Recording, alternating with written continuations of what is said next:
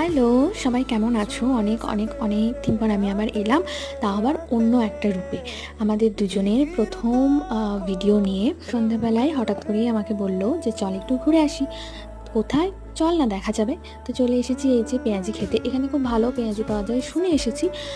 আশা ওর সাথেই আগেও একদিন এসেছিলাম, বাট সেদিন আর ভিডিও করা হয়নি। তো এই যে চলে আসছে আমার জন্য পেঁয়াজি নিয়ে, আমার জন্য ওর জন্য। এই জায়গাটায় না বিশাল ভিড় হয়, তোমরা দেখতেই পেলে বেশ লোকজন রয়েছে, আর এরকম অন্ধকার অন্ধকার জায়গাতেই জিনিসটা ভালো লাগে বেশি। আর আমি এখানে ভাবছি, আমি ওর পকেটে ফোনটা ঢুকিয়ে দিয়েছিলাম, বাট পরে তো দেখছি না কিছুই হয়নি। তো হয়ে গেল আমাদের পেঁয়াজি খাওয়া হয়ে গেল, বেরিয়ে পড়লাম।